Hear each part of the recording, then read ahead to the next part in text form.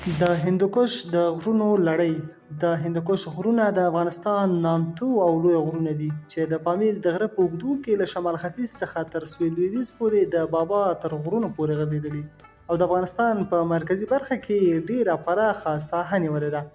په مرکزي برخه کې سور یعنې عرض زیات دی او په دغه برخه کې بیلابیل ښاخونه او لړۍ رامنځته کړي دي چې هر یوه یې سیمه ییز نومونه لري. د هندوکش لړۍ افغانستان د اوبو لګولو په دوو شمالي او سویلي برخو یعنې دوه اوبو لرونکو حوزو باندې ویشي چې په دې توګه د کابل او هلمند د اوبو حوزه د عامو اوبو له حوزې څخه بیروي. ځینو جغرافیه‌پوهانو دغه غرونه د هند قفقاز هم بللي دي.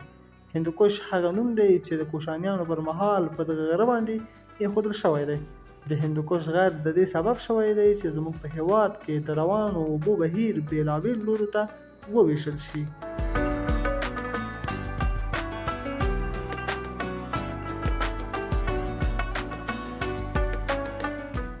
په دغه لړۍ کې د هېواد ډیری بډایه شتمنۍ شته او د کانونو لویه شتمني بلل کېږي. د اوبو لګولو حوزه یې هم د کرنیزو فعالیتونو او ښېرازۍ لامل شوې ده.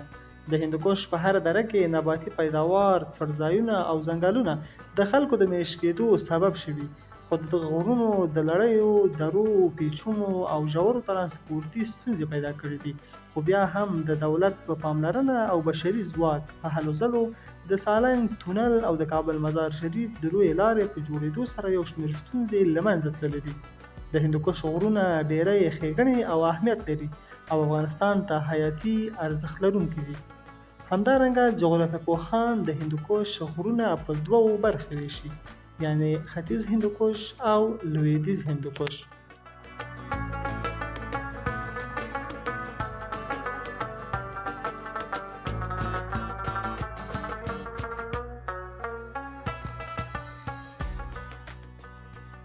ختیځ هندوکش د زیباک له درې څخه د خواک تر غاښې پورې غځېدلی چې زموږ د هېواد د غرونو تر ټولو اوږده لړۍ ده.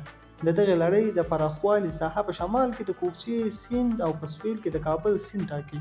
اوږدوالی 360 کیلومتره او سور یعنې عرض یې په هغه منځنۍ برخه کې چې یوې خواته یې فیض آباد ښار او بلې خواته یې مهترلام ښار دی چې ډیره پراخه شوې او د شمال خوا اوبه یې د کرامنجان، کوکچې او اشکمش سیندونو او د سویل اوبه یې الیشنګ، الینګار، کونړ او پنجشیر رودونه تشکیلوي چې دا لړۍ 15,000 مترو څخه ډیر لوړوالی لري.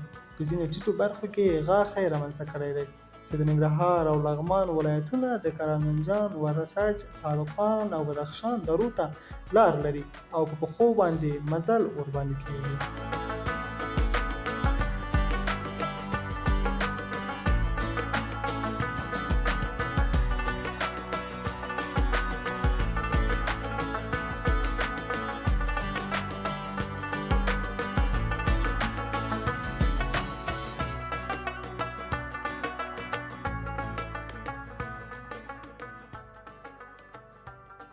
د دغې لړۍ لوړې څوکې له واورو ډکې دي چې د سمندر له کچې څخه 7,000 مترو څخه زیات لوړوالی لري.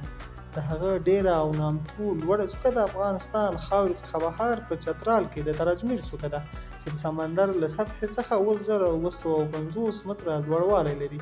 په هېواد کې دننه نوشاخ څوکه چې 7,415 متره له سمندر څخه لوړوالی لري پرته ده. د ختیځ هندوکش د شمال لوري ځنګلونه نه لري خو په سویلي لامونو کې ډیر ځنګلونه شته دي.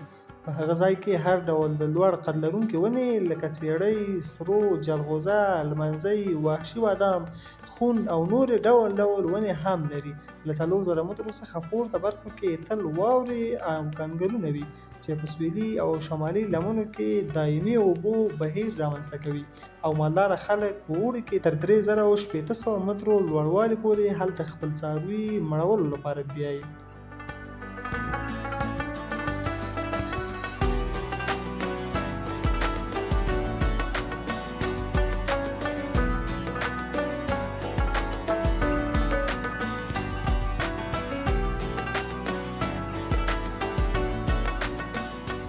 لویدیځ هندوکش د خاواک له غاښې څخه پیل بیا د لویدیځ په لور تر امیر بند پورې رسیږي چې لوړوالی یې ورو ورو کمیږي.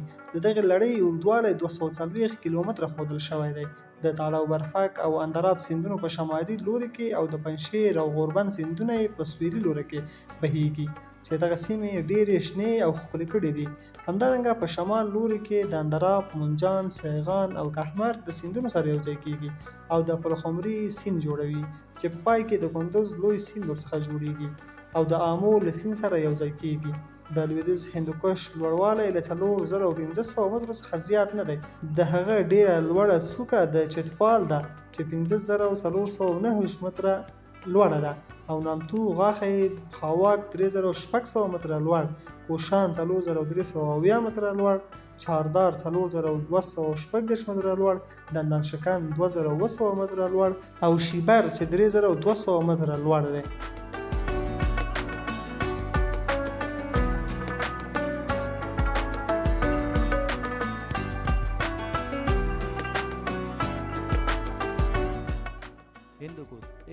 لویدیځ هندوکش د ختیځ هندوکش په پرتله د ټیټوالي له امله د تېرېدو راتېرېدو ډېرې ستونزمنې لارې نه لري.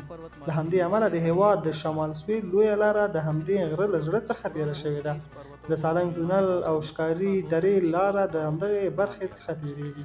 د دغه غره په شمالي او سویلي لمنو کې ځنګلونه نشته خو ډېر لږ پکې وحشي بادام، شمشاد ونې، لمنځنۍ خنجک ونې شته.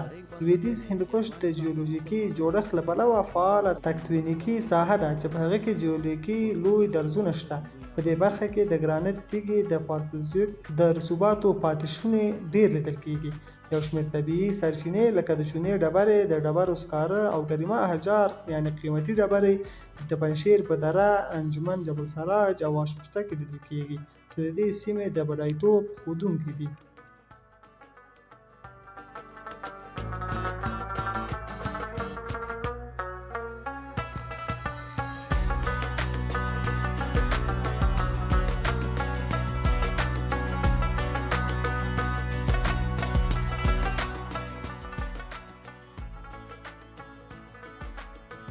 د هندوکش غرونه په طبیعي زیرمو او د ځمکې لاندې زیرمو لکه تیل، ګاز، یورانیم، سره زر، سپین زر، سرب، زنک، لال، یاقوت، رادیو اکتیف ډبرو او داسې نورو له کبله نړیوال شهرت لري او له همدې کبله د تاریخ په اوږدو کې روسي او انګلیس د هندوکش په غرونو د تصرف هڅه کړې ده.